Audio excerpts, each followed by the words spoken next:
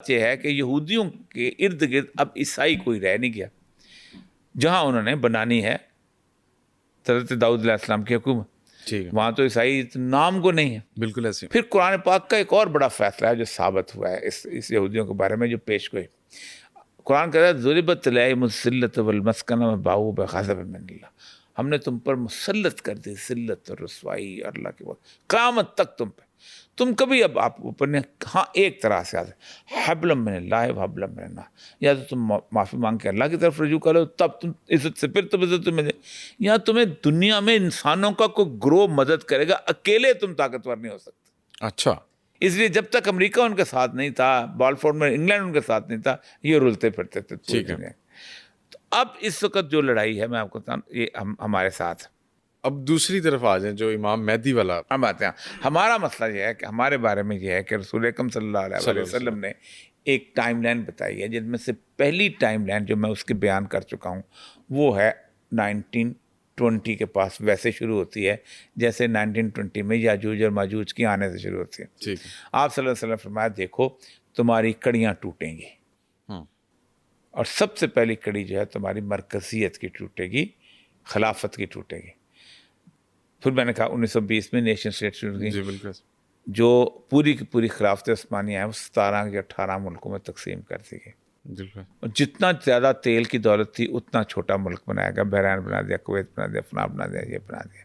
ٹھیک اسی دوران وہ آپ کو پتہ ہے کہ یروشلم کا جو علاقہ ہے وہ برٹش نے اپنے پاس لے لیا اور برٹش نے اس کو پروٹیکٹیڈ بنایا سب کچھ. پھر آپ نے فرمایا کہ یہ یوں اس کے بعد تمہارے اندر تبدیلیاں آنا شروع ہوں گی، جن میں جو مشہور حدیث ہے حضرت جبریل جس حدیث جبریل کہتے ہیں کہ رسول اکرم صلی اللہ علیہ وآلہ وسلم کی پاس جب آخری دفعہ صحت ہوئی ہے تو ایک بڑے زبردست قسم کے کپڑوں میں ایک شخص شاندار خوبصورت انسان آپ کے پاس آ کے بیٹھ گیا. انہوں نے آپ سے کچھ سوال کرنا شروع کر دیے.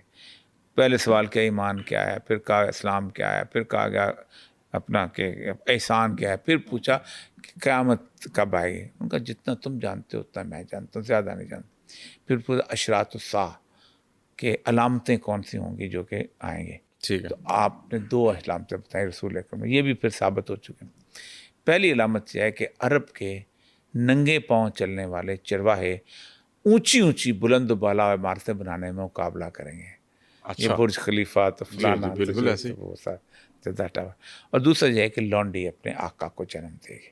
اس کی انٹرپریشن آگے شاید واقع نکلے، ابھی تک بے شمار ہے لیکن صحیح ٹھک والی نہیں ہوئی کہ کیا ہے چیز. ٹھیک ہے. اس کے بعد دوسری بات یہ ہے آپ اور حدیثیں آپ کی ہیں کہ یہ ہو جائے گا، فلاں ہو جائے گا، ہر چیز بہت بے شمار حدیث. لیکن سیکنڈ میجر ٹائم لائن جو آتی ہے وہ یہ ہے کہ عمران البیت المقدس. اچھا. کہ بیت المقدس جو ہے یہ سینٹر سٹیج بن جائے. عمران کہتے ہیں کسی چیز کو تعمیر کرنا، کسی علاقے کو دوبارہ. 1919 میں آباد ہونا شروع ہے. جب میں نے کہا تھا یاجوج اور ماجوج کھل گئے یاجوج، 1948 کے اندر انہوں نے 14 مئی 1948 کو انہوں نے آ کے وہاں پر اپنا اسرائیل کا ملک بنایا. اس کے بعد 9 سال کے بعد 1967 میں انہوں نے یروشلم کے شہر پہ قبضہ کر لیا. جی. لیکن ابھی تک وہ قبضہ قائم تھا، اہمیت اختیار نہیں کیا ہوا تھا، کیونکہ ہیڈ کوارٹر کیا تھا؟ تل ابیب. یہ آکوپائڈ ٹیریٹری سمجھا جاتا تھا. امریکہ نے پھر حبل من الناس، مدد کریں گے انسان تمہاری، ایک قرارداد پیش کی آج سے کچھ 40 سال پہلے کہ ہم اپنی ایمبیسی شفٹ کریں گے وہاں. جی. وہ ایمبیسی شفٹ کب ہوئی ہے؟ ٹرمپ جب پہلی دفعہ آیا تھا 2018 میں. ناؤ دی سینٹر سٹیج کون سی بن گئی؟ بیت المقدس، عمران البیت المقدس. اس کے بعد کہا کہ جب یہ ہوگی تو خراب الیثرب، مدینہ ویران ہو جائے گا. آپ نے خاص طور پہ یثرب کا لفظ استعمال کیا ہے تاکہ مدینہ تو شہر کو کہتے ہیں لوگ، پتہ نہیں شہر کے کسی اور شہر کو نہ سمجھ لیں. ہاں تو ایسے انٹرپریٹ کرنے بڑے بڑے بڑے اسکالر تو بہت ہیں پاکستان میں، پاکستان کے مسلمانوں میں بہت ہیں. تو اب اس کے درمیان ایک واقعات کا ایونٹ ہے جو ہو رہا ہے.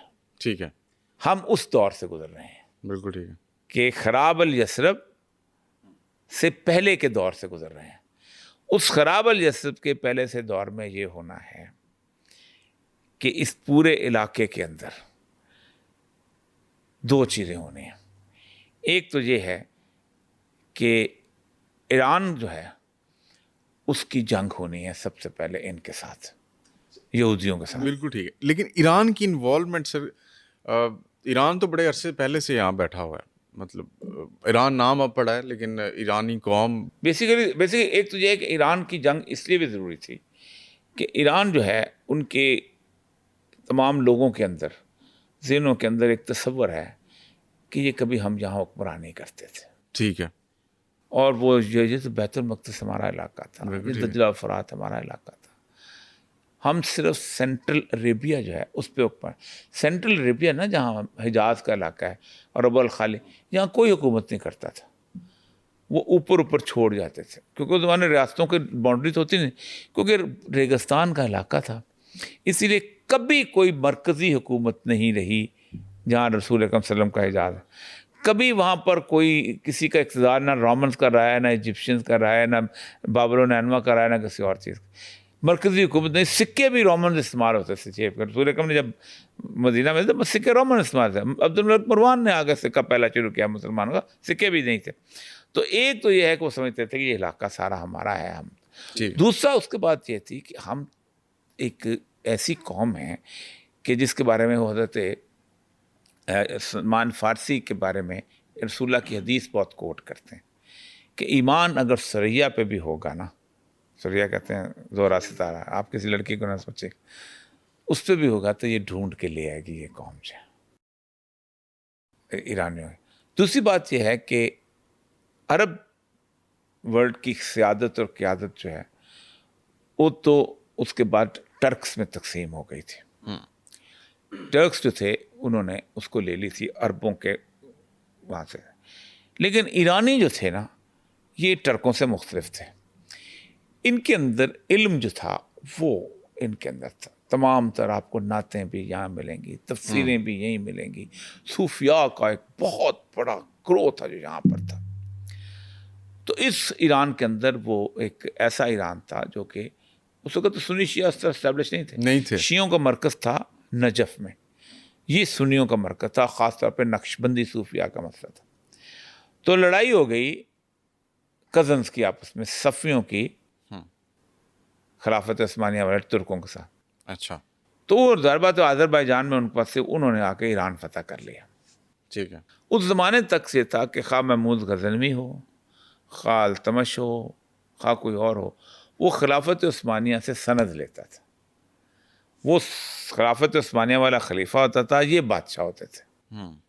تو ایک کزن سے تو لڑائی تھی، کزن سے تو انہوں نے خاص طور پہ شیعت اختیار کر لی. یہ شیعہ ہو گئے اور پھر انہوں نے نجف کی بجائے لیبنان اور سیریا کے اس گروپ کو جو ولایت فقیہ ان کو زیادہ مولا صدرہ وغیرہ ان کو لا کے یہ یہاں پر کیا. اور کسی بھی ہسٹری میں آپ چلے جائیں تو بہت زیادہ پھر جتنے بھی اس مسلک کے لوگ تھے ان کو نکالا، سب کچھ بہت زیادہ خوفناک صورتحال. بڑی لمبی کہانی میں آج کے دور میں نہیں جانا چاہتا. لیکن سر جتنی بھی مسلم ریاستیں، صرف ایک فکر پلیز. اب ہوا یہ کہ ان کو یہ احساس ہو گیا کہ ہم جو ایک تو قوم کا رسول اللہ کی حدیث، دوسرا قوم جس نے کئی ہزار سال تک حکومت کی، اوپر سے اللہ نے ان کو ہدایت بھی دے دی. تو اب تو انہوں نے کہا ہمارا انہیرنٹ رائٹ ہے ہم جا کے. تیسرا حضرت علی سے ان کی ساری کی ساری چلتی ہے. حضرت علی سمبل ہیں فاتح خیبر کے. اور آج بھی یہی نکالا جاتا ہے یہودیوں خیبر کو یاد کرو، یہودیوں خیبر کو یاد کرو. تو ان کے اندر جس طرح ان کے اندر رچ بس گیا ہے کہ یہودیوں سے اگر کوئی مقابلہ کرنا ہے تو ہم نہیں کرنا ہے. کیونکہ باقی سنی جو علاقہ ہے، حضرت عمر نے بھی وہاں فتح کیا تھا، بس فتح نہیں کیا تھا، آپس میں معاہدہ ہو گیا تھا. زیادہ اس کی وہ اہمیت اس طرح کی نہیں رہی. شام کو رہی ہے یہ وہ دمشق کو، شام کا دمشق کا سینٹر پرانا ترین شہر وہی رکھتا ہے.